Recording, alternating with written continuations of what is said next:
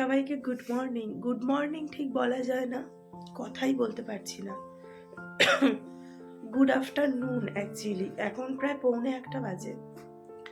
বিছানাপত্র এরমই রয়েছে, মানে শুয়েই আছি সারাক্ষণ।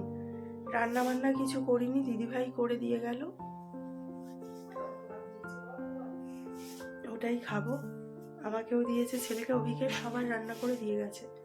তো চলো কি রান্না দিয়ে গেল দিদিভাই দেখাই, খাওয়া দাওয়াও করবো। চলো, এখানে হচ্ছে আমার আর অভিকের খিচুড়ি, এখানে ছেলের ভাত, ছেলের জন্য ডাল, ডিমের অমলেট, তরকারিটা মানে সেম, আর আমরা ডিমের অমলেট আর তোমার ওই বাঁধাকপিটা দিয়ে খাবো খিচুড়িটা।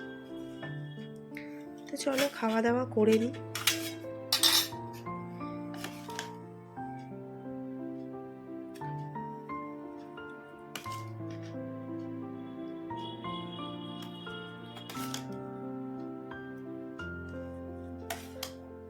ছেলে আবার বলছে এখন খাবে না।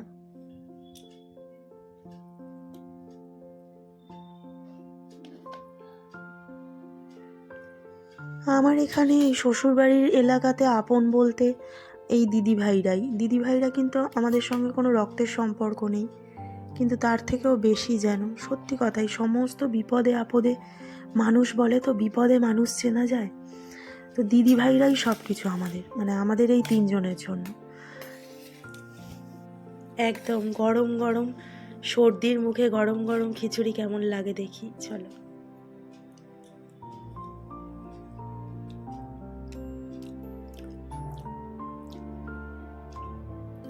অতিরিক্ত গরম এখন।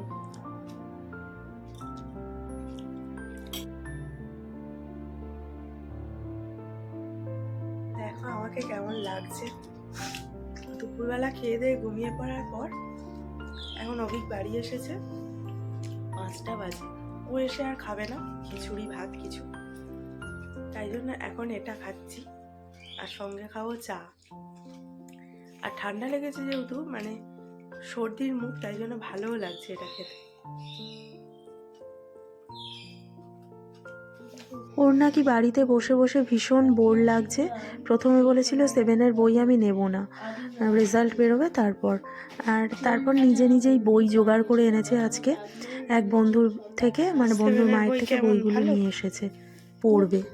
কঠিন, ভাল লাগছে না পড়তে? ভাল লাগছে, কিন্তু একটু কঠিন আছে।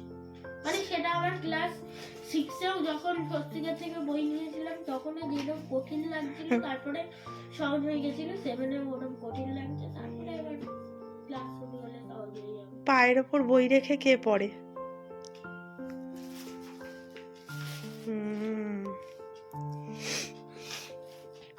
7 কিন্তু কঠিন, কিন্তু এই কঠিনটা মাথায় ঢুকিয়ে রাখলে হবে না।